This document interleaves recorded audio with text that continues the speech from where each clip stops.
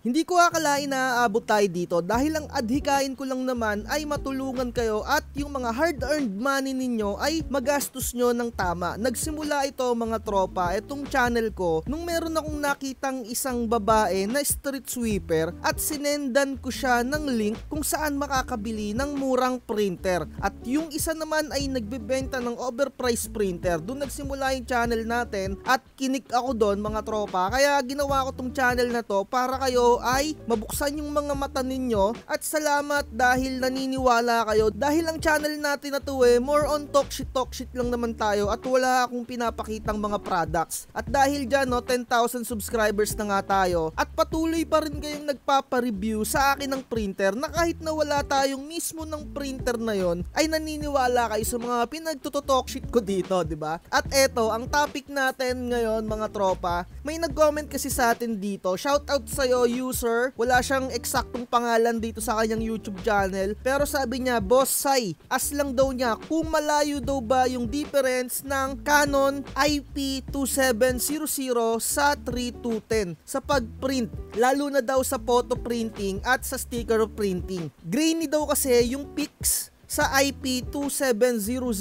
Habi-habi lang daw yung pagpiprint niya. Salamat. So kagaya na itong mga nagko-comment na to, wala naman tayong printer na ganyan pero tuloy-tuloy pa rin kayong nagko-comment at naniniwala kayo sa mga pinagsasabi ko sa inyo. Huwag kayong mag-alala mga tropa. Hindi ko sasayangin yung mga suporta nyo dyan na hanggat may isang nanonood, patuloy pa rin tayo ng patuloy na pag-upload at pagsagot sa inyo. Although dumadami na nga talaga yung mga nagko-comment, kahit papano gagawa natin ng paraan yan at simulan na nga natin sagot etong katanungan netong isa sa mga tropa natin. Canon 2700 versus Epson 3210. Sa mga medyo meron ng idea, alam nyo naman na siguro yung sagot. Pero sa mga wala pang idea, mag-stay lang kayo dyan at manood kayo. At simulan natin sa printer na Canon 2700. Etong printer na to, isa to sa mga model ni Canon ng printer na mabibili nyo sa napakamurang halaga. Kumbaga ito yung isa sa mga printer na yung tipong gustong-gusto mo na lang talagang magka-printer na hindi mo iniisip yung longevity ng printer na yun. Yung tipong gusto mo nang mag-start ng business pero hindi ka pa sapat sa pera, you know, diba? Yung gusto mo lang talagang mag-print. Etong printer na to ay napakatagal na. Pinakalumang video na makikita mo na unboxing dito sa YouTube channel ay 12 years ago mga tropa. Pero sa research ko mga tropa, etong printer na to ayon dito kay ChatGPT ay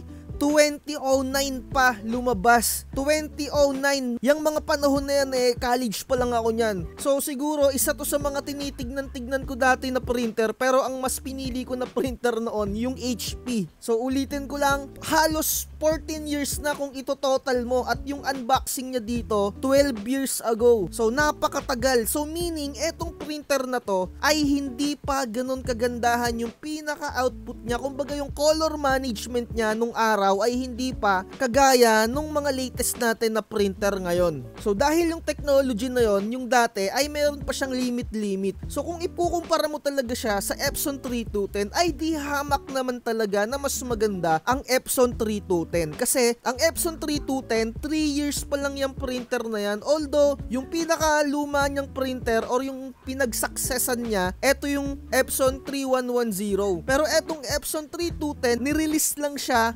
2021. Kumbaga kung ipaglalaban mo yung dalawang yan, parang ipinagtapat mo yung kinder sa kolehiyo or nakapag-graduate na, 'di ba? So sa taon na yon, maiisip mo na talaga na mas maganda ang Epson 3210. Pero mga tropa, eto no, tignan natin yung specs niya. So kung makikita nyo dito, etong specs na ipapakita ko sa inyo ay Pixma 2770. Kumbaga eto na yung successor nung Canon Pixma 2700. Nalaman ko lang din na ayun yung successor niya ayon dito kay ChatGPT kasi napakadali naman magtanong dito. So itinype ko lang Canon Pixma 2770 release date at ibinigay niya na yung detalye dito na sinasabi nga niya dito no, 2010 naman ni-release etong 2770 at ang specs daw netong 2770 ay halos parehas dito sa 2700. So, kumbaga ito na lang yung pagbabasihan natin na specs dahil wala na akong makitang specs talaga na eksakto sa 2700. So, may kita natin dito, hahanapin nyo palagi yung printing resolution niya. So, yung printing resolution netong 2770 ay 4800 by 1200. At kung i-compare mo siya dito sa Epson 3210 ay 5760 by 1440. So halos medyo magkalapit sila ng maximum printing resolution. Pero kagaya nga nung sinabi ko nung start, yung color management or yung technology nung mga panahon na to 14 years ago, 12 years ago ay hindi pa ganon kagandahan. Na kahit na medyo magkalapit sila ng resolution.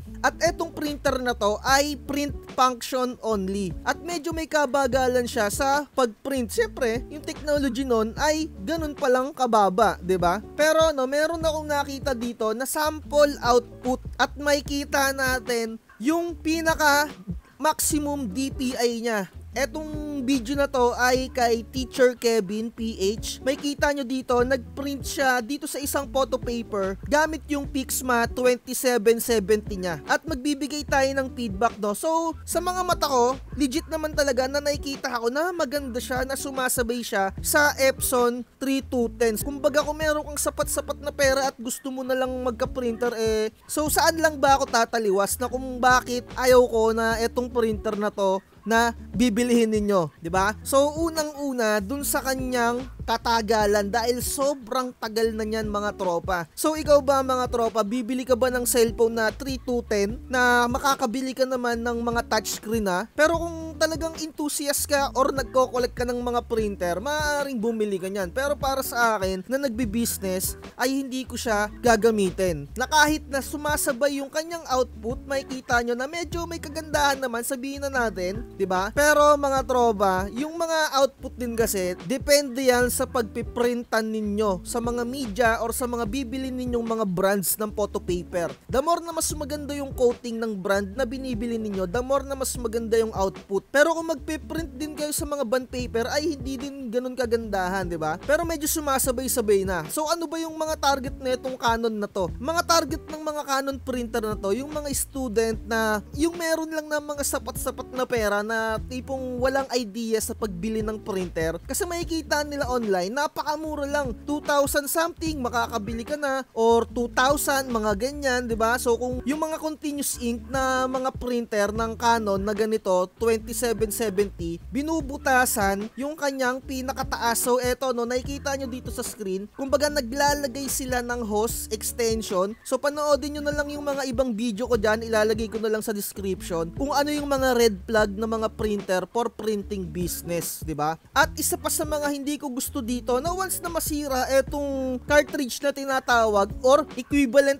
parang eto yung pinaka printer head niya, bibili ka ulit ng bago na napakamahal na parang tipong bumili ka na rin ng mismong presyo ng printer na yon. Nakikita mo dito sa online store sa Lazada, 1,000 plus or maaaring 1,000 isa. 'Di ba? Kung ikaw yung tao na pwede na, maaari mo tong bilihin, 'di ba? Pero kung ikaw yung tao na iniisip mo yung longevity, yung talagang mas tatagal sa yung printer na 5 years, 7 years na wala kang kahit papano na alinlangan, yung aking Epson 3210 or yung Epson 3110 ko, tumagal siya sa akin ng sabihin na natin na estimate ko 5 years. At nabenta ko pa siya ng around 4,000 or 3,500 kung hindi ako nagkakamali. Although 7,000 ko siya binili, pero yung lifespan nung printer na yon na ginamit ko ng 5 years almost, 'di ba? Hindi na ako lugi doon sa tingin ko kasi mataas na din yung na-print nun. Pero mga tropa, kung eto ay kung tatagal sa inyo to, depende sa paggamit ninyo. Kung ipang business nyo to, nasa sa inyo na lang, 'di ba? I-experience nyo para mas maniwala kayo sa mga sinasabi ko, 'di ba? At etong mga printer na mga ganito kay Canon na napakababa yung mga 27 series ay for universal ink lang. Hindi mo siya pwedeng gamitan ng mga pigment inks unlike dito sa mga Epson printers natin. At mga tropa, nakita nyo naman na kahit papano sumasabay yung printer dun sa output na sabi ko nga sa inyo, medyo may kagandahan kahit papano. Pero mga tropa, eto ang catch niya. Eto yung kanyang talagang pinaka-downside. Yung printer na yan, yung Canon 2700 series, hindi talaga siya originally continuous ink. Kumbaga, i-DIY mo pa yan, i-modified mo pa yan para maging continuous ink. Yung sinabi ko nga sa inyo, binubutasan yung pinaka-cartridge niya. Ito, yung pinaka-printer head niya. Dalawa yung kanyang cartridge, isang black at isang tricolor. Binubutasan yon para magkaroon or makahigop dun sa kanyang DIY na ink tank. So ano ba yung downside nito? Ito yung pinaka-catch niya talaga. Maaring mag-backfire yung ink na yon or hindi humigop yung pinaka-cartridge niya at maging putol-putol yung pinaka-hose niya, yung laman ng ink nung hose niya at papangit yung pinaka-output niya. I-experience nyo talaga mga tropa para maniwala kayo sa mga sinasabi ko dito. Kung hindi nyo alam na kapag minodify na yung printer ninyo, ay dyan nalalabas yung mga problema ng mga printer na yan. At eto pa yung pinaka-catch niya mga tropa. Kung hindi mo naman siya i-DIY or hindi mo siya i-modified into continuous ink, ay talagang ginto yung kanyang cartridge. So yung cartridge niya, nandyan na mismo yung pinaka-ink niya. Kumbaga kapag naubos na yung pinaka-ink niya doon, dahil etong mga cartridge na to, meron siyang mga bulak or ayun yung pinaka-storage niya ng mga ink. So once na hindi mo din magamit yung printer na yan, maaaring sumingaw or malusaw yung laman niya na ink. Kaya etong mga printer na ganito, kung hindi ako nagkakamali, meron talagang estimated or kailangan na number ng papel na ipiniprint mo a month para hindi matuyo yung kanyang ink dun sa pinaka-cartridge niya, dahil bibili ka na naman ng panibagong cartridge. So makikita nyo dito, etong mga cartridge na to, 500 kulay black pa lang yan. Ito yung pinaka-model niya. Kumbaga, etong cartridge na to ay hindi na din to original. Kumbaga, third-party brand na to. Ang tatak niya, Ink Bright. Pero compatible siya dun sa Canon. Pero kung titignan nyo naman, yung original na Canon, 1,000 yung isang cartridge niya. Ito kasi yung conspiracy theory dito, na mas mura yung printer, mas mahal yung kanyang ink. Siguro nakikita nyo naman, di ba? 1,000 black pa lang. So, dun sa tricolor ay 1,400. Ayan, kung hindi mo siya i-edit or i-modified yung printer. Pero kung i-modified mo na nga, kagaya na itong mga nakikita nyo sa screen, dyan naman magba-backfire or mas lalabas na yung mga sakit niya. I-experience nyo mga tropa kung kayo ay magsi-CIS or yung continuous ink system, di ba?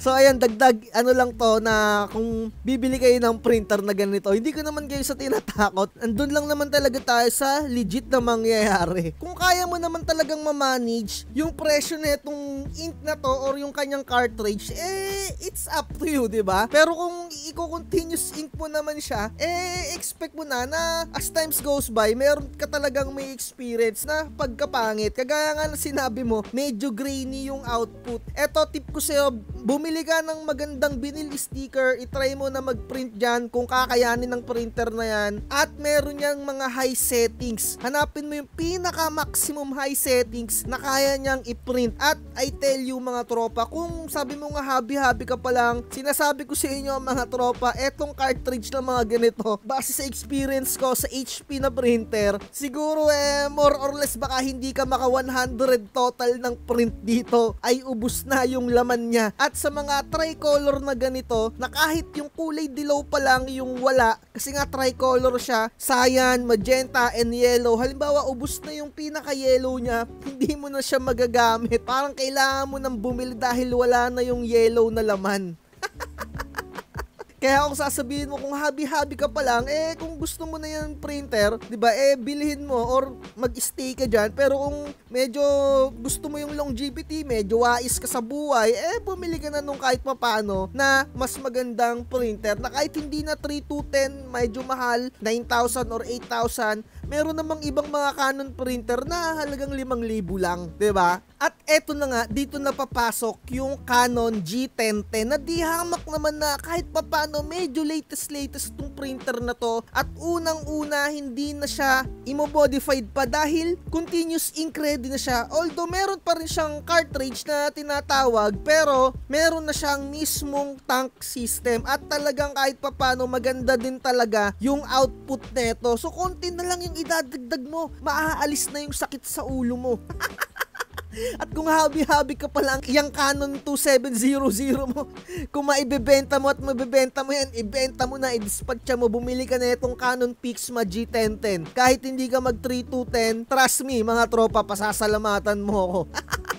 At meron tayong review tungkol dito sa Canon G1010. Ilalagay ko na lang din sa description para mas hindi umaba yung videos natin. So ituloy pa natin to. So makikita natin na talaga namang napakamahal na. Sabihin na natin na napakamahal din kasi 9,000, di ba? Kung normal kang Pilipino na empleyado, maaaring mamamahalan ka talaga dito. Pero when it comes dun sa longevity nung item na yon, eh hindi ka talaga manghihinayang. So bibigyan ko kayo ng example mga tropa, no? Sa sapatos na tigpo 400, yung sapatos na tigpo 400 na yun, more or less 6 months, 7 months, sira na yun mga tropa. Sabihin na natin na depende pa rin sa gumagamit. Pero kung naglalakad ka ng naglalakad, papasok sa trabaho mo, di ba, mauupos yun at talagang yung adhesive ng mga sapatos na mumurahin ay hindi ganun kagandahan kung ikukumpara mo naman sa mga branded na sapatos na tatagal ng 3 years, 4 years, 5 years, di ba? Ganun din sa mga printers natin. The more na mas maganda yung bibilihin mong printer, the more na mas matagal yung lifespan niyan. Na kahit gamitan mo siya ng pigment ink, di ba? Okay pa din. Pero itong Canon printer na to, kapag ginamitan mo siya ng pigment ink, more or less isang buwan or 1 week pa lang, wala na yan, no? Magpapalit ka na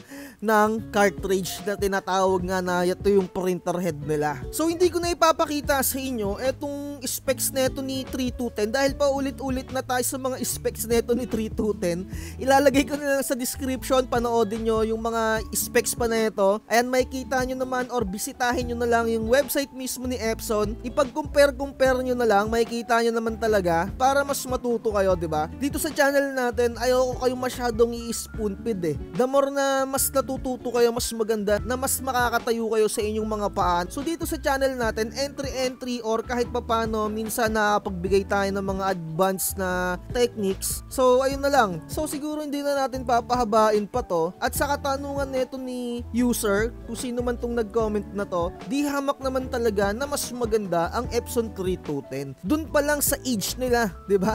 14 years printer, ilalaban mo sa bagong technology. So ayun na lang, do the math mga tropa. Kung gusto nyo mag-avail ng mga printers na talagang tatagal sa inyong mga printing business, nasa description lahat ng links natin. At samantalahin nyo na itong Lazada sale 11/11 para mas makatipid kayo. Salamat sa mga bumibili dyan, sa mga affiliate link ko. Salamat sa mga suporta, sa mga bumibili ng templates natin. Message nyo lang ako sa aking Facebook page. Like, share, and subscribe. Salamat mga tropa. At inuulit ko, huwag magpapalpak. Bye!